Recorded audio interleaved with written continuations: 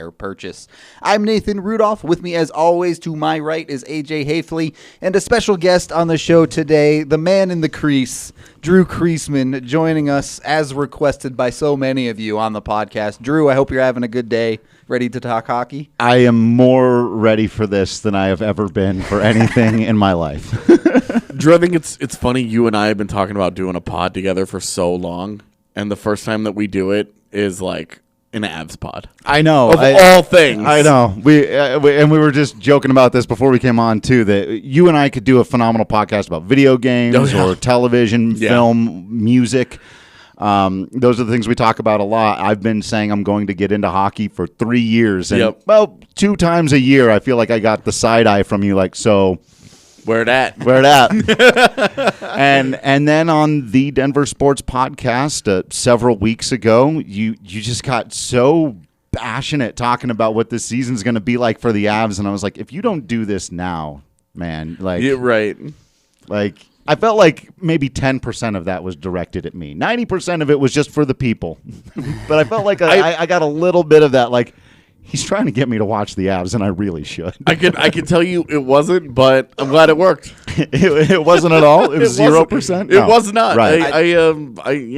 I just think that we're in line for a special year. Yeah, I think it's safe to say that you're not the only one getting into the Avs this season, so you can kind of be their conduit to us right now and ask all of those questions that people who don't know that much about hockey are looking toward. Yeah, absolutely. I mean, it's fun to get into something new, and I've been very embraced by the community so far. We'll see how long that lasts.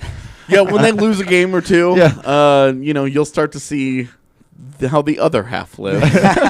Avalanche fans are notoriously passionate and ride the roller coaster a little hard. Yeah, I'm definitely, I get some of that with the Rockies, so I'm used to some of that. But I did send one out after the loss to the Blues the other night, where I just said, never mind, hockey's dumb. And I had 1 or 2 people be like, no, don't leave us. And I was like, no, don't worry, baseball is dumb too. We're fine. I'm not going anywhere. I'm in for the long haul. I'm a hockey guy now. I actually sped up to get home to watch the beginning so I could watch the whole game against the Blues the other night. I was like, am I really Sorry for that. Yeah, I'm moving. I know. But I'm moving for. stuff in my schedule around to watch hockey now. So this is who I am. Well, welcome, first of all, Thank you. a very different kind of fandom. Yeah. I would say baseball and hockey are the 2 fandoms that the passion is a little different because it's so localized. Right. And because, the NBA is unique in that basketball fans love the NBA. Right. And they have a team, of course. The Nuggets guys do a great job of covering the Nuggets. But they're all huge NBA fans, like above and beyond everything else. Like they're in the Slack last night talking up Kobe and or LeBron and all this history and stuff and just all the basketball things that you talk about. The Clippers Lakers was last night, and I watched it because I'm a basketball fan, but the NBA is NBA and then your team, right? And the NHL is very tribal, and I think baseball has a similar feel where there's a lot of your identity is wrapped up in I'm a fan of this team. Right. I would say hockey is very tribal in the States. I think you get a little bit more of that NHL-wide look from Canada. It's a different feel, obviously. Yeah. I would agree completely that it's just the approach is different, where Canadians are just going to watch hockey. It's much more players that they follow, I would say. Yeah. Well, and it makes sense because all the players come from there. So, people from all over Canada are like, oh, I watched that guy played for my junior team. Right. They develop an attachment to a lot of these guys long before they ever get to the NHL. Yeah. And then when they do, it's just it's a natural, it's a natural fall. Stepping stone kind of I get thing, people from Halifax who regularly will tweet at me when I tweet about Nathan McKinnon, and they'll just tweet random stuff at me. I'm not aware that he's from there, and they oh, well, the other day somebody was like, well, he trains with somebody who's pretty good over the summer, and he links to me a video with McKinnon and Crosby, and I'm like, okay, he doesn't follow me, he doesn't know who I am, so it was just And I was just like, yeah, cool, man. Like, yeah, awesome. I appreciate that. Thank you. It's a little different from baseball in that regard, right? Because their top prospects don't disappear into Double-A for like 4 years. Right, right, yeah. There's a lot of differences and similarities that I'm definitely like. That's been my first thing is noticing.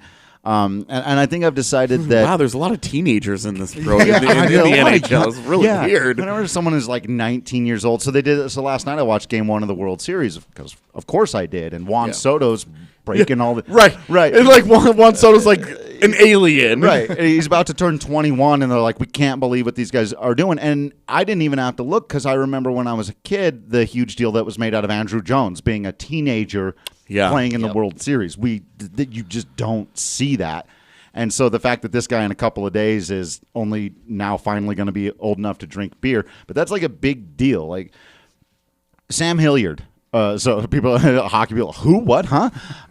Outfielder prospect for the Rockies, never a huge prospect. Guy's 6'5". He's built like a hockey player. This guy could have played any sport. He's a phenomenal athlete, but he just made a really interesting debut for the Rockies, got super hot in September, hit 7 home runs. We're all very interested in him. He's 25 years old. Right. Like Ryan McMahon, Ryan Maltapia, David Dahl, these guys are all really figuring it out and just now becoming, Dahl, I'll give him a little extra, but at 25. Yeah. Like in their mid-20s is typically, there are baseball players. Jake Arrieta's got a Cy Young in his closet somewhere. He didn't get good till he was 27, 28 years old. Mm-hmm. And a team like just let him go. So yeah, that's a huge difference in the sports for sure. Is it seems like hockey is more similar to basketball in a lot of ways, but one is that the natural athleticism, if you were just an absolute athletic beast, that can play up in a lot more ways for you in hockey than it can in baseball. Like it's a nice side bonus if you're a super athlete in baseball. Yeah. Where you can just do like, I can do like one more thing than another guy, but in hockey it's all encompassing. It helps you every time you're on the ice. Yeah. If you're breaking into the league at 25 in hockey, you're a total freak. Like your career is pretty much over by then. Well, I mean, look at Callie Rosen, a great example. Exactly. Like this is like a good young player that we're all intrigued by. He's 25 years old though, so we're like, well, if it's not going to happen now, it may never happen. Oh, he is what he is. There's no room for improvement. Right. And Sam Hilliard shows up at 25, and we're all like, "Oh, is this the beginning of something?" Right. Right. Is this year 1 of like 6 of like the Sam Hilliard era? Right. Like, is this here we go?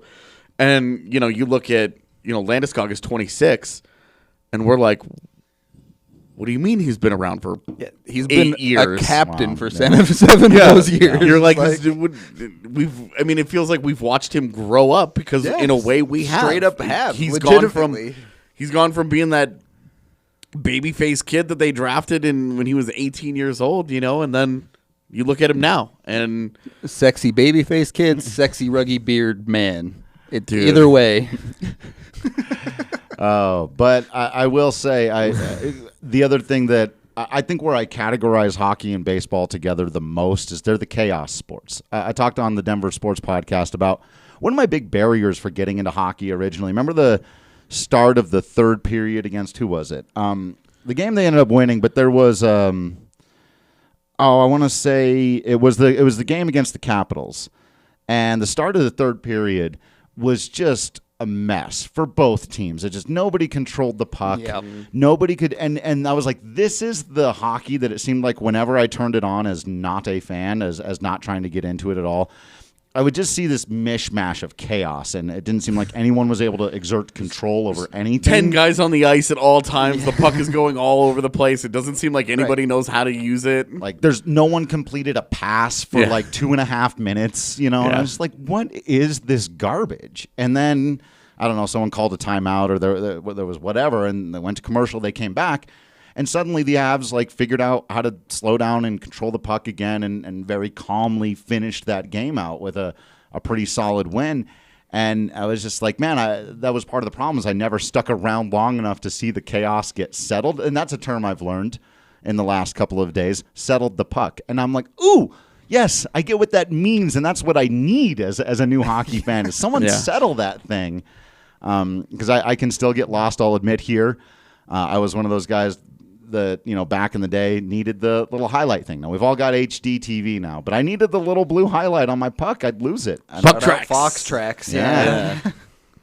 But it is one of those things. Like I feel for Gabe Landeskog, and he's got nothing on Christian Friedrich giving up 3 runs on a wild pitch. Like in baseball, you see the individual moments of absolute absurdity, and I think it prepares you for things like that Landy own goal where you're just like, well, wrong place, wrong time, buddy. Right. Like, Well, and in the that was NHL, most like broken bat bloop single walk off Right. situation you're gonna see. Right. it was. I mean, you and Mary had it nailed pretty perfectly. Right. It was very much like losing because your catcher can't figure out how to step on home plate. Which happened to the Rockies twice this Yeah. year. Right. Which, like, I'll always have a soft spot for, McDreamy, Chris Iannetta. Oh, yeah. But Ooh, brutal. Dude, Brutal. You got to know not where, a good way to lose a game. But yeah, it's like, But, like, the Landy, if difference Landy just between- isn't there, or figures out a way to get out of the way. Yeah. I mean, you go back and look at that play, and it probably gets slammed home if Landy's not there. But Was there someone else yeah, to? there's a pen like just off screen Okay. waiting, but there's better odds that it doesn't go in off of his stick compared to Landy's. Right. Like them score the goal is Right, different. Right. Yeah. That's kind of thing. But with Landy, like, you'll live with a mistake because Of course. Right. There's so many positives. With, Yeah. with Iannetta, it was just like there was a reason that guy got DFA'd with 2 months to go. Right. The 5 fans that watch both the Rockies and the Avs are like Eating this up total right now. fangirling right now. Yeah, right. No, the Rockies will lose one game a year on a Nolan Arenado error. It happens. Like people, and nobody gets upset about it because You can't. He's gonna go win a Gold Glove later. So. right. Like, what do you do? We've talked a lot on the pod this year about the superstars bargain. Yeah. About how there are certain things you just live with when you have a transcendent talent on your team. Yeah. You know? So, from what I understand on Twitter, Mikko not good at defense. Need him back, but is that what we're talking about here? It's one of those things. He's still relatively young. I mean, going into his 4th year, you'd like to see him a little more advanced defensively than he has been. And what's frustrating is that you see glimpses of like a potentially dominant defensive player. The physical talent is there, though when he understands where he should be and what he needs to do is absolutely great, but he just doesn't have the mental side of the defensive game at all yet. Yeah, he watches the puck a lot. And it's funny because as a fan, like that's where you start. Right. You watch the puck a lot. Right. I don't watch it very much. Yeah. I defensively especially. Yeah, you I have to. I don't watch the puck a lot. I watch other things. Okay. How the ice, how the game is developing around it. The puck is always there. It's always easy to find if you need it, but it's not something I keep a close eye on, just in the way that I watch the game now. With Mikko, he's still watching it. And he needs to get to the point where he knows where it is, but he doesn't need to be looking at it. Sure. To be able to play his position in the defensive zone.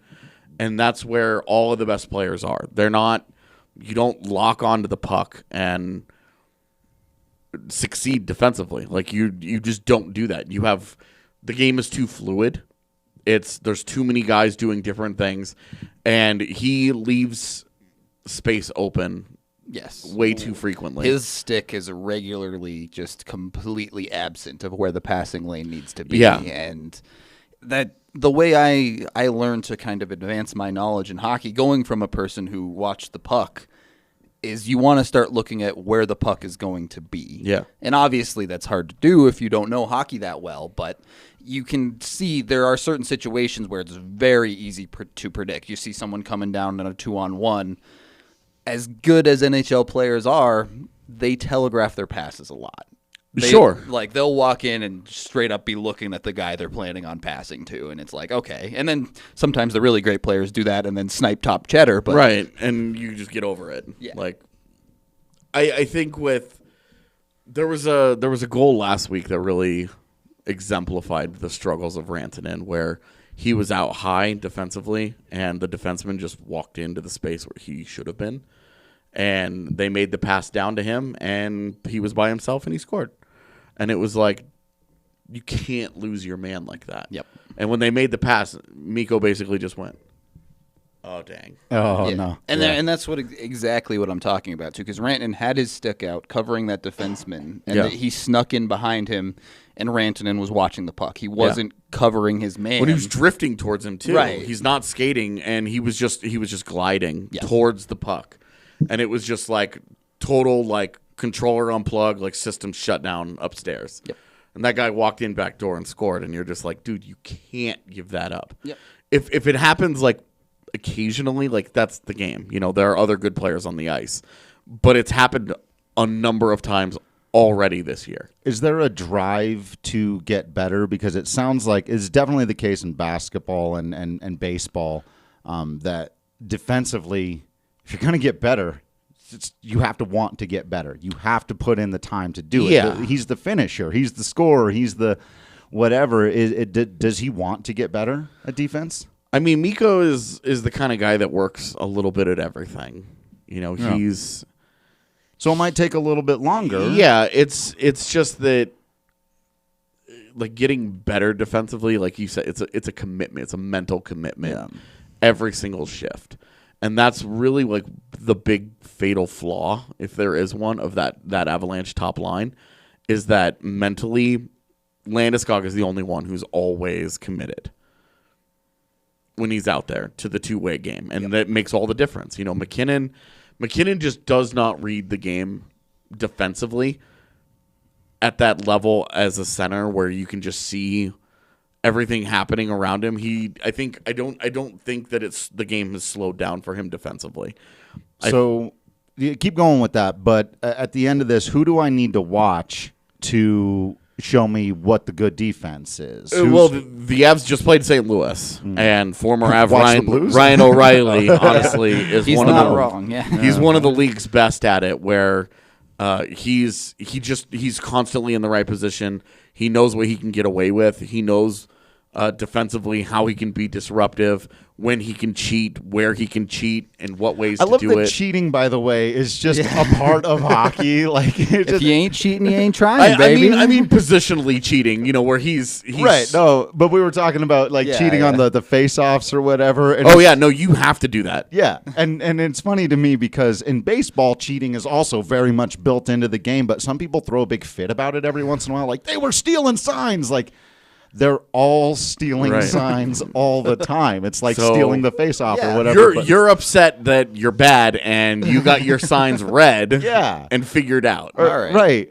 Or you're upset that you're bad and you gave up a home run and the guy flipped his bat in the air or whatever. Like, that's not a cheating thing. That's like, what was the unwritten rules when guys were mad that Sam Girard circled the goal a couple of times? I was like, if you don't want him to do that, knock him on his ass if you can catch him, and if not, shut up. That right? Very true. That's sort of a, you know, it was weird to hear on the broadcast when McNabb was like, oh, they didn't like that, and it was like, nothing came of it. Like, right. He circled the net twice, and then as soon as he passed the puck, it was turned over, and it went the other way. Like, why would they care? Well, I mean, we got to take our first break here as we're getting into some good conversation, but it's officially past noon, so I think I'm allowed to actually like be drinking this beer. But Breckenridge Brewery is the official beer of DNVR. Clearly, here at the office, we like to get our Breck beer in at any time of the day. But it's the original Colorado beer established in 1990 here in Breckenridge, of course. And I'm sure you've heard of most of their beers from me by now if you listen to this podcast regularly. But we got the Avalanche Amber here. I think all three of us are in line with our Avalanche beers for the Avalanche pod. So it's always nice to go with that. This is one of Breck's classic beers, one of the first ones they ever actually made. So they've been kind of on the Avalanche bandwagon since 1990. No, the Avs didn't come here till 95, 96. But sure, we'll say real 1990. early. Yeah, That's really good. 5 years before they were even a team. Breckenridge was in on it. If you don't like the Avalanche, you can find a Breck beer for you, whether it's Strawberry Sky or Vanilla Porter. You name it, they have a beer that I pretty much guarantee you'll like because they pretty much have the whole range from the darkest to the lightest. You'll find something.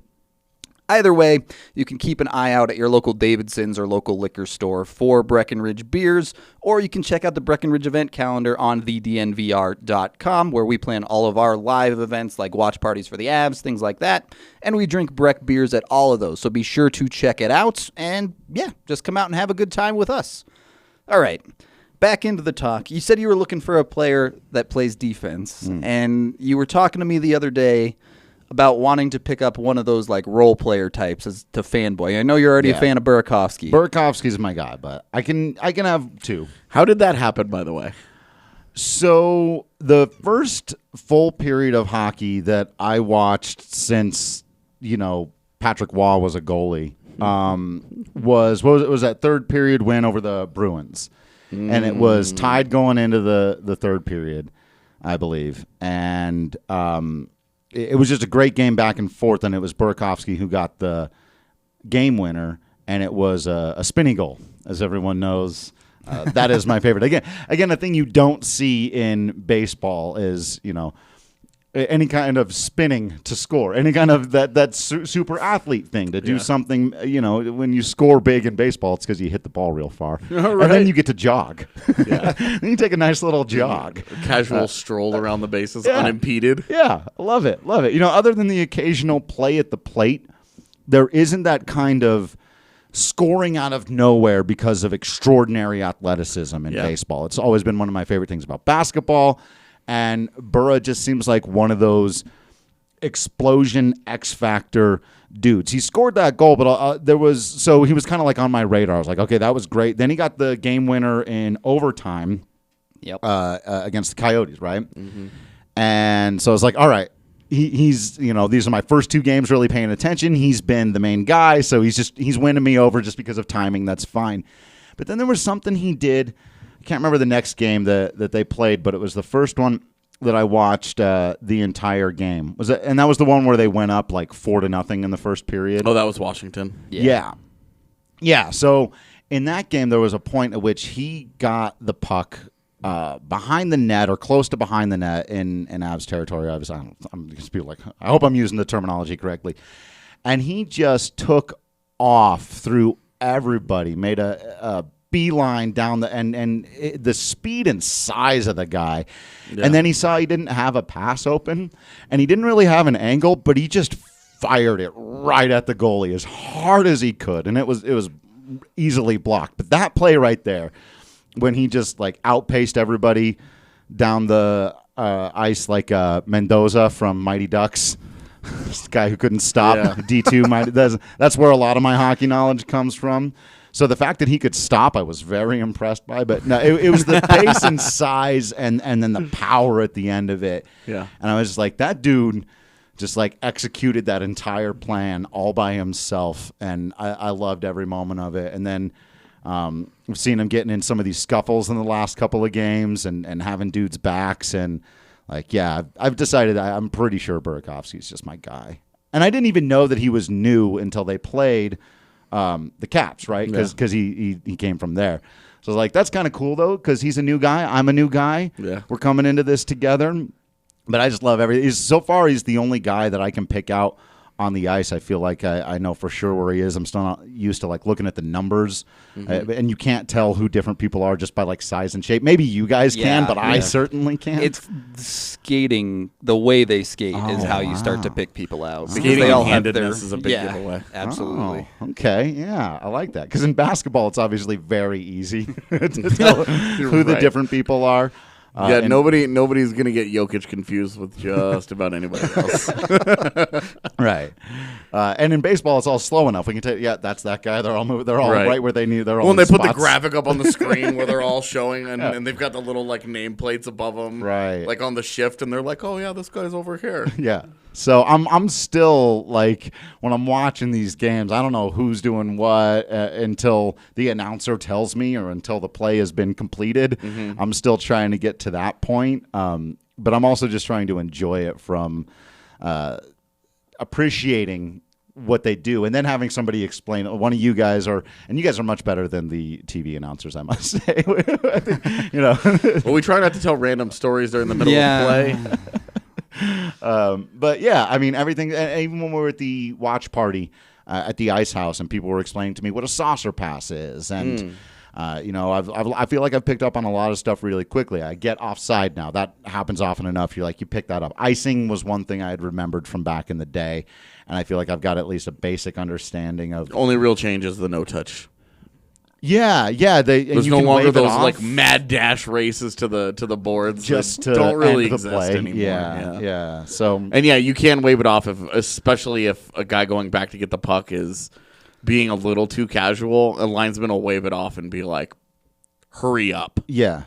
Yeah, that was a new thing too. And they're like, he waves off the icing. I was like, he did what? Can you do that? Is that a thing? Is that something you can do? And I guess in the NFL you can decline a penalty. I was like, it's definitely not something that exists in baseball. It's like, ball. No. Let me throw that one again. No. I'm waving that ball. I'm waving that one off. He changes the safer or out call at a base where he's like, I thought about it a little bit more and we're good. Yeah. I feel that'd be like challenging a balk. Right, yeah. And the balk is one of the weirdest rules in all of professional sports, I feel like. Still don't understand it because I got the fiance into baseball this last year. Oh, boy. And so, I had this experience with baseball. Right. And she was like, because we were watching one of the games. I don't remember what game it was. And there was a balk, and she was like, "What just happened?" And I was like, "I don't even know how to explain this to you." I was like, "This is one of the strangest rules. It's super arcane. I would say it's almost not worth learning about because it doesn't happen often enough. But when it does, everybody just kind of gets mad about it." Right. Everyone gets mad. What is there something like that in hockey? Because the quickest way I've ever been able to explain a box is say, look, there's a list of rules of things you're not allowed to do when you're on the mound. If you break one of those 10 rules, they get a base. What are the rules? Don't look. We'll go over the rules as they come up. Maybe the closest thing would be the goaltender interference, and that's only purely because nobody really knows how they call it anymore. Okay. I think the trapezoid would be closer. The goalie can't play the puck in the corners of the rink. Yeah, but you never see them do it. Right. Well, you never see balks either, though. But, you see more. I've seen way more balks in the last few years than I've seen trapezoid penalties, in which I think I've seen one that I can recall. I think goalies do play the puck in front of the goal line enough that... Okay. Maybe. Yeah, there may not be a direct thing, but explain this one to me now. So the goalie's not allowed to play, and we talked because you were trying to explain to me that one of the very few things that I think both of you get critical of Grubauer over is when he comes away from the net check. Yeah, that's a little bit different. Okay, so basically, goalies have. This is great. Goalies have a selection of saves that they can try to go with, right? When they're trying to stop pucks. They can just get into a classic butterfly, which I'm not going to do it, but it's basically the guy gets drop to your knees. I was going to say too bad because we are live on the video, now, right? Drops to the knees and just kind of make yourself. It's a percentage play, where you're like, okay, hey, I've covered all the low percentage angles. If a guy puts this thing top shelf over my shoulder, then congratulations to him, but I'm betting he can't do that. Right. With Grubauer. The big thing is he does it on breakaways, where he will aggressively reach out with his stick, kind of like a defenseman does, and just try and poke the puck away, and then it goes away and breakaway over, ideally, and that's the end of that. Right. Well, with Grubauer, he misses a lot. And then when he does it, because you're reaching out like this, it opens up everything down here. Yeah. And that's why you see guys, they just very calmly, just you whiffed on the poke check. I'm just going to slide this between your legs because his legs are now wide open and his pads are facing front. They're not sideways, blocking all the ice that they normally are. They're turned. And so it opens up tons of space. And with Grubauer, he did this all last season where he kept trying the poke check. And then this year, he hadn't been doing it on breakaways, and he'd been perfect. And then he did it a couple of times in one game, or in 2 games, and got beat both times. And then we were just like, oh, my God. Well, and he brought it back against the Caps, which Grubauer is another player who originally played for the Capitals. Okay. And so he used to do it all the time. And the Capitals are walking in on a breakaway, and they're like, I bet you $20 Grubauer's going to go for the poke check. Right. And he misses by a mile. Yeah. Oh man! So is there a button for that in NHL 2K or There whatever? is. Yeah, there is. And so how often would you use that? Very rarely would you pull the goalie out, right? Because in Well, I mean, FIFA, like I'm pulling the goalie on every breakaway. It's all or nothing. right. Because if you get it, great. But if you don't, you're totally exposed, and there's a You're whole going to lot give of up a net goal. to shoot Yeah. at. Yeah. You have to hope that guy just hits you with the puck at that point, Yeah. or a defender comes back and makes a great play. Because if you miss the poke check, you're probably giving up the goal. And so with Grubauer, that's what that was. Yeah. Yep. On the other side, the playing the puck rule. So there's a trapezoid behind the net. That's where goalies are allowed to touch the puck behind the icing line. Right. There was a player, Marty Brodeur, I don't know if you know him or not, one of the best goalies ever, who was so good at playing the puck from the corners, they felt it was too much of an advantage, that he was basically like a sixth player because he would get the puck and they'd break out the puck, and they basically didn't even need their defenseman to do anything. Right. So they said, okay, we can't allow that anymore. Well, it was a combination of what they did in the neutral zone, where they played very trap-heavy hockey. So they didn't allow anything. They didn't allow any kind of possession or speed through the neutral zone. You could only dump the puck in, and then Brodeur would just skate over to the corner, move the puck, and then skate back to his net, and like, boom, defensive sequence over and over and over and over and over. Wow. So they got rid of that, and now goalies can't play the puck. Now when goalies try and play pucks, it's an adventure because it's not a skill that they practice anymore, because all levels of hockey pretty much have that now. Interesting. Yeah, I've definitely seen a number of times where goalies have gone behind the net, and it's just turned into an absolute disaster. It's honestly too bad you're a year late on the Semyon Varlamov era, because he was an absolute adventure playing the puck. And he did not like to do it, and so when he had to, it was like white knuckles. Here we go. It's trying like, to sit through that thing. You were just like, oh, buddy. The closest analogy I can think of are like the pitchers who can't hold anybody on base or like throw to the bags. It's like you can throw 97 miles an hour with pinpoint accuracy and hit the black if you're coming off the mound, but a slow roller back to you, you're going to throw that thing into the second row. It only works from exactly 60 feet, 6 inches. Right, exactly. Like, yeah, I can only do this thing from right here. Like, what? Okay. I kind of imagine it'd be like Ian Desmond covering a bunt. Oh, goodness. Wow. That is an image. Desmond. But I can never, no matter which podcast I'm on, I can't escape Ian Desmond. All right, we can take our second break right there, since we seem to be at a good stopping point. And you guys know how local business is in our blood, and we're super excited to tell you about Denver Rubber Company. And it may not be what you think it is. Denver Rubber Company is the most reliable local partner for your long-term projects. Since 1972, Denver Rubber Company has provided the highest quality of products, from custom die-cut gaskets, molded rubber, custom contract manufacturing, and custom hoses. And guess what? Snow is coming, and we've already had a taste of it. You'll need a Denver Rubber Company when it comes to anything snow plows. DRC can cut to size and pre-slot most snow plow rubber. The blades can be cut to any length and slotted for mounting to meet your exact specifications. We went and checked out their warehouse a few weeks back, and it was straight up pretty awesome. These guys have created proprietary materials that make up the inside of wind turbine blades. We even witnessed machines that can cut materials that are used in bulletproof vests. And AJ and I actually need to get back there, as I'm not sure if they got it yet, but they're getting a machine that cuts 8 inches thick of steel. Yeah. And I gotta see that actually happen in person. We've got to go in there and do that after they get all the new machinery. Right. I'm excited for that. For real. It's like just watching it cut the inch and a half of rubber is it's like 17,000 PSI or something insane. It was insane. So it's super, super cool to actually check out. It was to the point where we couldn't even because it was like the water machine was cutting through and you couldn't see it. Right. It was just like, choo, choo, choo, and you were like, what happened? What? All of a and sudden then they pull it yeah. out and they're like poke the little holes and like, all right, here it is. And it was like, how?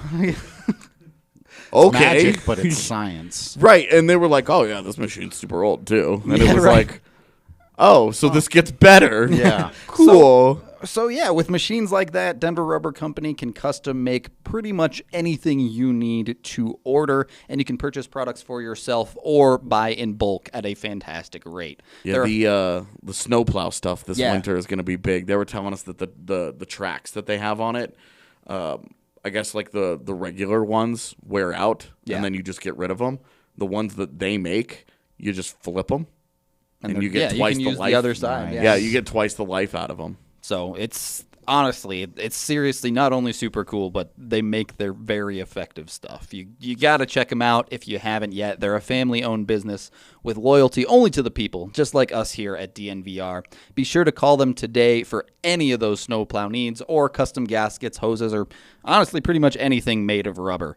You can call at 1-800-259-0010 or visit them at drcfirst.com/DNVR and let them know who sent you.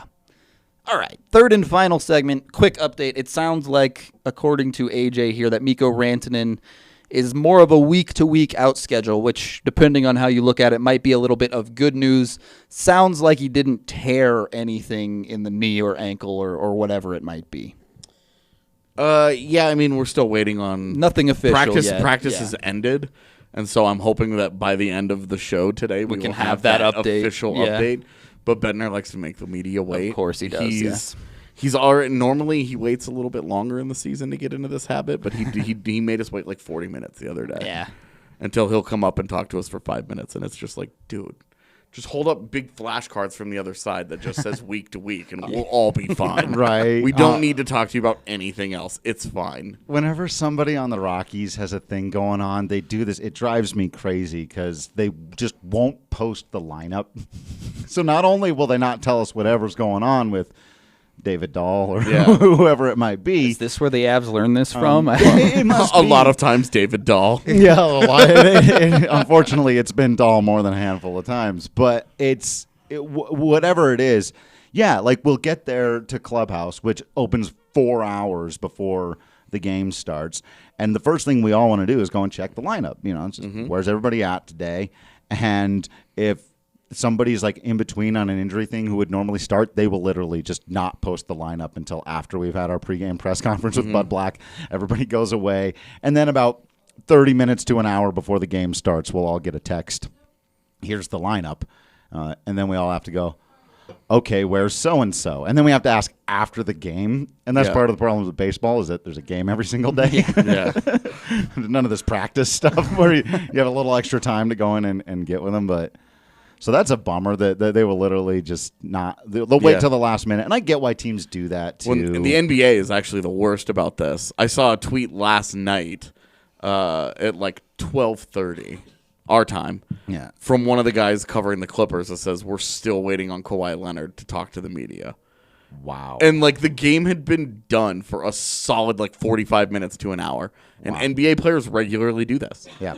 Charlie Blackmon does that every game. Unless Charlie Blackmon hits the game-winning home run as the decisive play of the game, he's got to go do a workout after every single game. So you don't get him you have to wait around for an hour after the game if you want to talk to Charlie. See, our post games are so like when you see a game and the game ends. Yeah.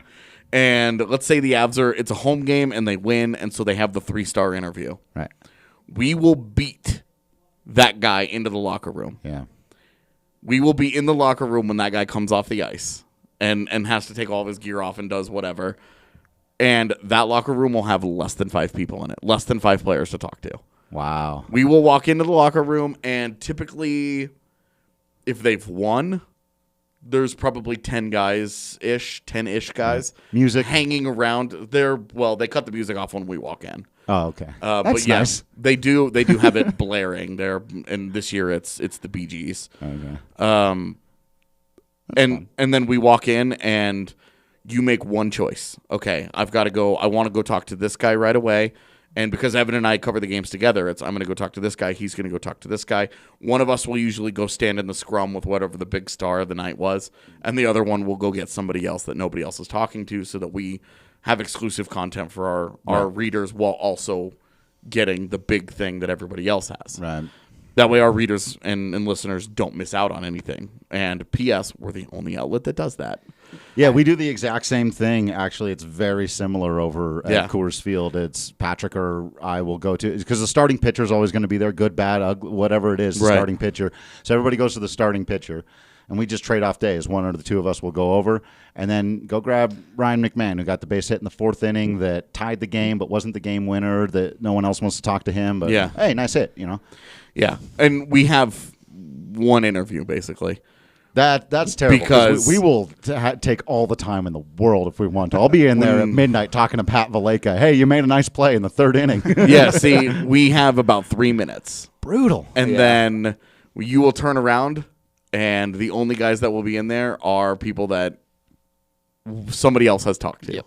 It's amazing the pace of the sport. I sent out the tweet. I was like, you guys take 2 18-minute breaks and still finish your games in under 3 hours.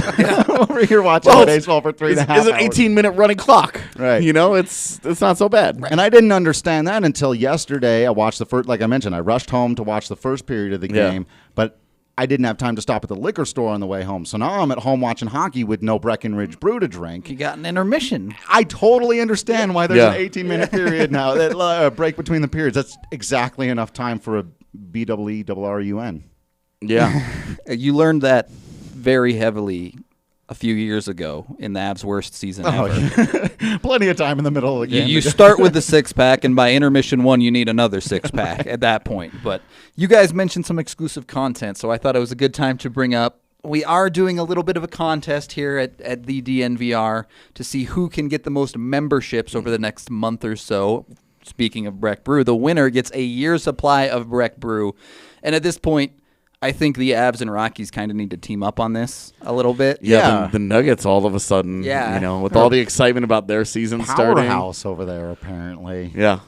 I guess Mara's and Vogt are popular or whatever.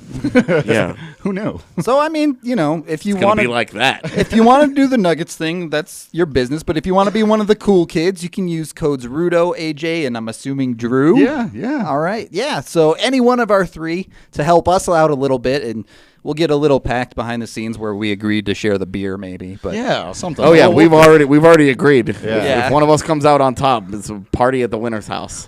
I'm especially excited because Patrick Lyons doesn't drink that much beer. There you go. So I'm trying to work. I was We'll like, see. And I don't either, but if I get free Breck Brew for a year, I'm going to be drinking plenty of Strawberry Sky. the only thing I will say on my own behalf is there's no one in the office who will get more out of a year's supply of Breck Brew than I will. I feel confident in saying. And you can still get hockey stuff with it if you use my promo code. You don't have to watch a single baseball game. Well, actually, and the Rockies have a sweet deal because when you do subscribe for annually or longer, you get a free shirt. But Rocky shirts are half off, so you can get two of them free shirts. Yep, we've had a couple of people very sneak in that very deal, slyly brutal. People jump on it and they're like, "Oh, I got that free code? Oh, I don't mind if I do." I would, man. Those shirts are awesome. Like I'm legitimately like, maybe I'm just gonna give somebody a subscription at one point, and take the shirts for myself. There you go, straight up. Tony Papers, man. Dude. Don't dash on the stash, brother. That's a great shirt, by the way. One of our very best. I agree. Great design. I am jealous that you guys got the video game shirt and I don't have one. Like that's the only one that I have right now for the Avs is the video game one. And I put out it wasn't even a poll. I just asked people, and overwhelmingly everybody said my number 2's got to be Big Moose. Oh yeah, he needs it to channel the energy. You know what? You're right. I should get it like to try to help bring him back. Yeah. So Drew, I do want to ask you a few questions here about this recent hockey fandom. Yeah, I'm curious about, like, you've obviously taken to it on some level. What's your favorite thing about watching a hockey game? Ooh, that's a great question. It is those moments of brilliant excitement, those times where both teams are completing passes and having shots on goal, and especially like I've always actually loved goalie play. I was a goalie when I played soccer way back in the day, and so obviously I'm being treated right now to Philip Grubauer, and every time he does something amazing, I feel like I can understand it. When a lot of the other guys, I can understand that it was amazing when Burakovsky or McKinnon, or like when McKinnon hit that long shot the other night, the only goal they scored against the Blue, like that was obviously I was able to understand why that was amazing. But it's also kind of like hitting a home run in baseball where you're like, he was trying to do that. There is still an element of luck. He's not going to hit that every single time that he hit it that one time makes your eyes pop out of your head. That was that McKinnon goal was like a home run to right field in Yankee Stadium. yeah, okay. Where yeah. that mean it's not going to be that goal won't be a goal on a lot of nights because the perfect elements of the screen and the placement and Landy being right where he was, And it was a 5-on-3. and well, yeah, and a 5-on-3, like Right, it had the was space, yeah. it was like a home run in Yankee Stadium to right field, where Right. you don't have to hit it very hard to get it out there. So you just go, hey, cool, neat. And see, I didn't understand. So, from all the context you just gave me now, I'm even slightly less impressed by it, even though at the time I was like, man, he scored from like the other side of the ice. Like for me, I was like, that's from way downtown, Yeah. But the goalie play is by far my favorite stuff. When somebody makes a great move and gets off a quality shot, and the goalie reaches back across to block with his foot or a stick. A stick save is like straight drugs into your veins. It's amazing. There's a similar thing to soccer. There's people almost do amazing things in hockey more than they actually do amazing things. Like who was the guy? Was it Nieto who Probably. stole the puck? Oh, yep. 2-on-1, like went at a great steal, skated around two guys, beat the goalie out of his pads, And hit the post. and Bang then it off the inside of the post. Yeah, Every time you see someone almost do something amazing, it's probably As Nieto. soon as that Nieto. Yeah. that's fantastic. Like this is a dude who is 90% of the way to being a very, very, very good hockey player. Yeah, because he did like 5 things that were amazing, and then the Yep. easiest thing he had to do totally That's ripped on. and that's the area he will consistently frustrate you. Yeah. And I guess let you down. Once you get accustomed to it, once the heart has been broken so many times, it gets worn out, where you're just like, I'm accustomed to this. Right. I don't expect good things anymore. I knew that puck wasn't going in the Oh, second he got him beat. as soon as I saw it was 83 that stole it, I was like, "How are we gonna do this?" And then it was still an adventure because he clearly beat him. Yeah. And you're like, "What happened?"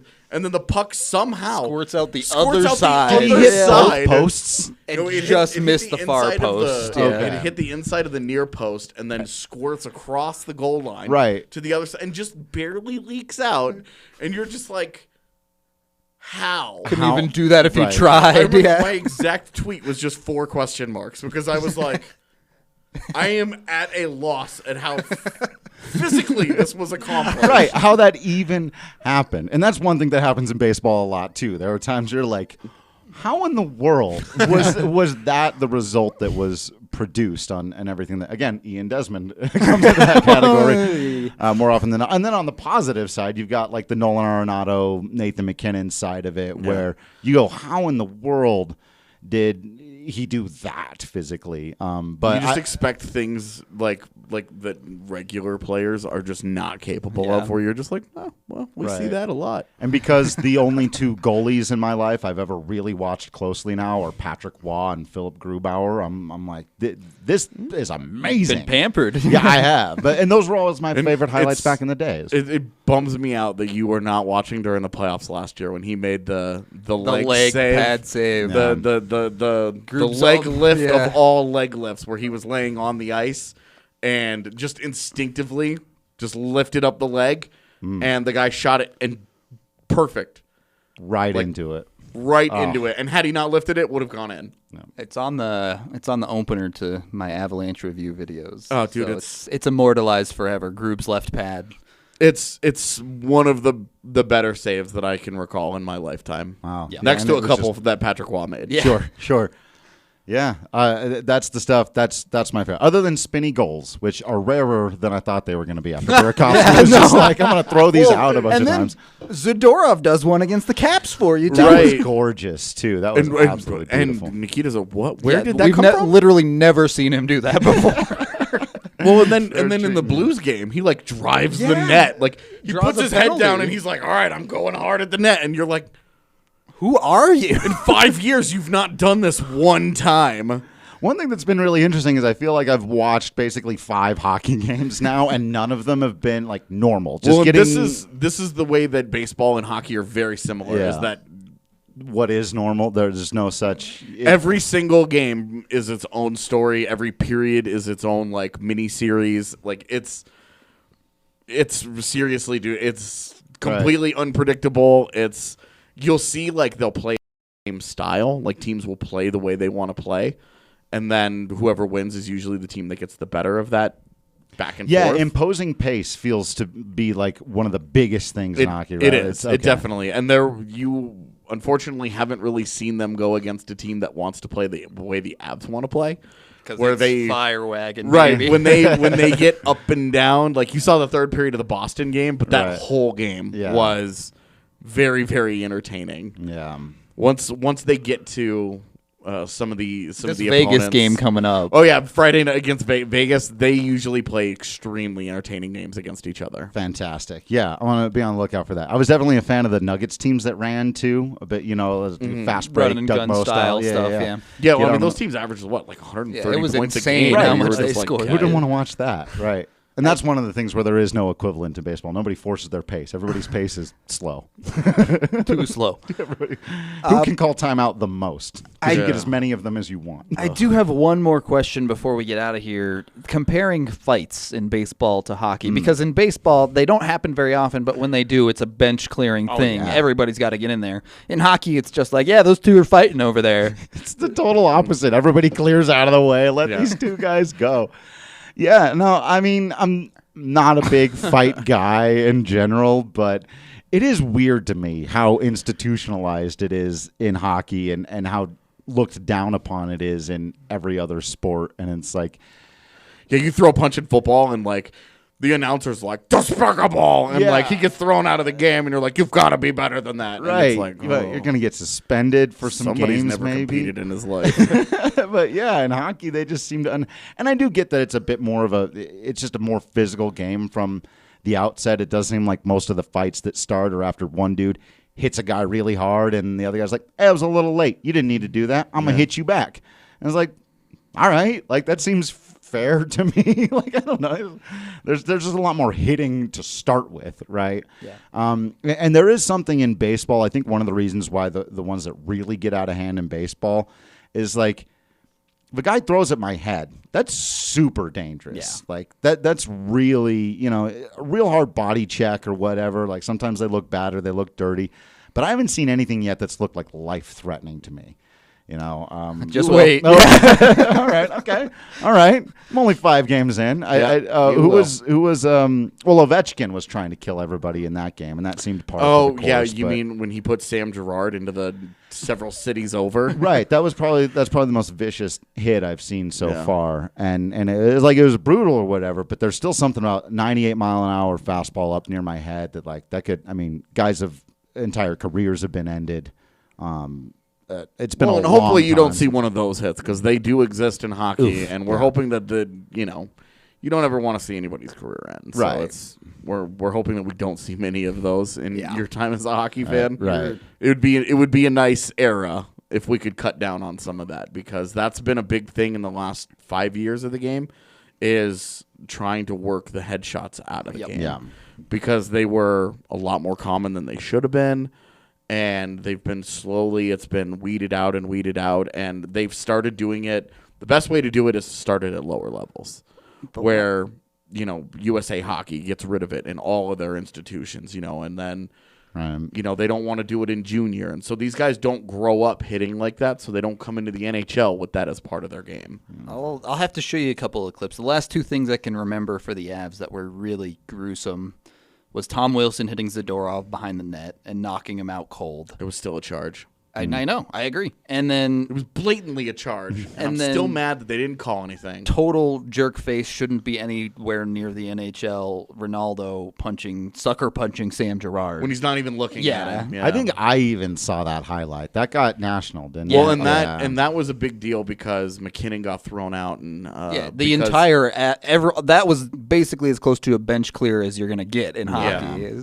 All 5 Avs on the ice basically just immediately jumped him, and it was a fight to see who could beat him up more. Yeah, and like Eric Johnson had dragged him away from the pile, and was just to wail on him, like seriously, beat the career out of Zach Ronaldo. Wow. Like that guy, it's done now. It's done now. Johnson's a big boy. Yeah, that is and he's not that guy. He's not. He doesn't play with a lot of anger. And he doesn't usually do the Right. dumb things that he does are usually with a puck. Yeah. Not with his that massive frame. right, the Bruce Lee quote, always be weary of the quietest guy in the room. Yeah. Yeah, like if the guy's normally got it under control, and then that's his, like, you don't want to make that dude. Oh yeah, I mean, I've never seen EJ act like that before, Yeah. and because he just turned around and socked him right in the face. Certainly, nothing nearly as glorious Right. as that Reds Pirates fight from this last year. Nothing was as glorious as that. Only if Nolan Arenado had made contact with Luis Perdomo in that game. And again, that's like, I'd never seen Nolan Arenado behave that way. Right. Ever. Right. I get a lot of access to these guys. He's such a chill dude. He's such a good guy. He's so relaxed, like sometimes almost too relaxed. And to see Nolan Arenado react that way and go out there with like intent to punch that dude right square in his mug. And he kind of he didn't even make contact, and he ruined Luis Perdomo's career. Yeah. That guy's like a middle reliever now. Yeah. He was one of the Padres' top. He's still, every time he gets up there to throw that fastball, he sees Nolan Arenado coming at him, and he throws the glove at him all over again. But the Reds Pirates, I have never seen a pitcher come off the mound and sprint toward the other team's bench like that. That was the most. I was trying to explain to the fiance as I was watching it for the first time, melting down in excitement. Because and there's the hockey fan in me, right? Because I'm like, oh my god, he's gonna go fight the whole team. The whole team. He didn't wait for any backup. He's gonna fight the whole team. This is gonna be and he gets over there and there's three dudes and everybody goes down. You know what? And It's he's like Neo in making Matrix contact Reloaded, and, dude. It was That reminded me of the one that I forgot of Tyler Bertuzzi suckering Matt Calvert from the bench. Or I mean, Man, the Avs get beat up a lot. And Matt Calvert, I've talked to him multiple times about that, and because I want him to be honest about it and be like, it was garbage, and he's just like, it's hockey. Oh man. And because one dude held him while the other guy socked him right in the face multiple times and got suspended for it. Yeah. But he was just like, I was in their bench. Gonna happen. It's gonna stuff happen. Come on, If man. you're That gonna love a doesn't role, usually if you're gonna happen, love a but- role player, love Matt Calvert. Okay. All right. I thought PEB. I was getting on. Oh, you like Belmont. Pebbles? I'm a Pebbles guy. I'm a Burakovsky guy. Actually, honestly, I'm really not just because Sam Girard is one of the few guys I can pick out immediately because he's half the size of everybody else, but I think I'm also starting to fall in love with the best skaters, the fastest, most well-rounded skaters. Yeah, is a thing I can. You're gonna really lock like the onto. Avs. Yeah, and obviously they all seem to be mostly pretty good at it, but he's the guy who I've just noticed the skating. Well, you like ability spinny the most. goals. I like a good spinny goal. I mean, it's not going to be goals, but nobody spins like Sam Girard. Yeah. His nickname is La Tornade. I love it, man. Every year I do a highlight package of just his spins. So Oh, I'm already ready for that. And I'm hoping I'm going to start giving you guys a once a week at least written piece of just my thoughts, what I learned about hockey this week. I love it. I hope other new fans are coming along and just having fun with it. It can be intimidating to get into a new sport. Well, and this is the thing that I'm most excited about with you getting into hockey this year is that it's a different voice. Yeah. We're all, Rudo, Evan, and I are all a bunch of hockey nerds. Right. Who have Lifers. Yeah. done this forever and there's been a little around the bit game. of jadedness where we don't go, And- oh, a spinny goal. Right, where it's you kind of forget sometimes where you're just like, oh, this is we take for granted the things that these guys are able to do on ice and how fast it is and how special the game is at the highest level, and to see it through your eyes where you're just like, That guy's skating backwards. Oh my God. what is going on here? all And skating at backwards. some of the more basic things where we're like, oh yeah, That is hard to do, huh? I'm gonna go out there and try that over the weekend and embarrass myself and realize this is pretty impressive. That was the thing somebody brought up on Twitter, and I absolutely think we should do this. Is because somebody asked me if I was going to get on skates, and I was like, well, that'd be hilarious. I've been on skates once, and I fell down as often as you would think. It would be a lot of fun to do a skills challenge, I like a really think we DNVR hockey We skills absolutely challenge. should do that. But No for Evan all the allowed. sports. Evan would win for sure, yeah. Well, I think we got to have everybody do everybody else's sports. We got to get you yeah. guys in the batting Give me a cage. 90-mile-per-hour fastball dude. for sure. Yeah. Let's do that. This is such an awesome I'm in. idea. Yeah. I don't know. 3-point shooting contest. Right. We'll all get out there on the court. That's the easiest one to do. We can I all don't know go how to we- a basketball I court. don't know how we do and make football. fools of ourselves. You'd have to What's- do yeah, what's the like skills 40 contest, time in football or or something. Yeah, I don't know what we would do there. Oh, we talked about kicking field goals. Oh, yeah. Oh, yeah, that's right. That's a Brandon great one. Spano thinks he Yeah. can kick a field goal. I think I might be able to kick one. I could kick one from like 10 yards maybe. Yeah. But beyond that. I was a field goal kicker in high school, but I haven't kicked a football in 12 years. So All right, well, this is an unfair advantage. This is like Evan in the high I school was going to complex. say, right, but see, Not okay. We tally them all up, and I'm going to lose all my points when I get out there on the ice. So whatever I build up kicking field goals, and I don't think I can hit it. I would do better at basketball than I would at baseball, honestly. It's been so long since I've gotten a cage. It might be a struggle. Yeah. This sounds awesome though. Like Yeah. DNVR We got to get this on the does the sports on they the docket cover. for Does sure. the sports. Yeah. All right. I mean, that sounds like a great idea that we'll have to do for people watching live. You can expect a video of that hopefully maybe someday. I don't know. We'll see. Yeah. Quick update from practice. Officially is week to week. Week to week. And Bednar said that he is optimistic it will be less than 4 to 6. So definitely sprain territory. But they there, will have more information. Hopefully next week they will have a more solid timeline. Who's the guy who most needs to step up in the interim? Burkowski. Your boy, yeah. Let's go, Burrow. Make it happen. They went and got him so that they would have another goal scorer behind Mikko. And if you're not going to have Mikko, then you really need Burakovsky to step up. Earn yourself a Really need this. DNVR shirt in the next Yeah, couple of there weeks, you go. Burrow, because I need one. Yeah, we're gonna have him be a bear. I still think just take it Super Saiyan hair and put it on him and call it good. But you DBZ nerds are just relentless. We'll never let it go. all right, I guess we're over the hour mark now, so we'll go ahead and close the show up. I'd like to thank Drew for coming on and kind of representing all of the new Avs hockey fandom out there. It's safe to say having you in the fold is probably game changing. Nice. I love it. Changing the game from down in the crease. Love it. In the crease with Drew Creasman, game changing. He's probably drinking his Strava Craft coffee down there, as it's the CBD enriched coffee that has really changed lives. The reviews are incredible, so check them out. This CBD infused coffee has taken away long-term migraines, back pain, arthritis, IBS, even helped decrease anxiety. CBD is all natural and not psychoactive. The coffee is rich and tasty, and we couldn't recommend it more to our listeners. As Strava says, drink deeply, live fully, and try not to get into too many fights on the hockey rink. Check it out for yourself today and receive 20% off when you use code DNVR20 at checkout, and you'll get it shipped straight to your door. Thanks for watching or listening or however you got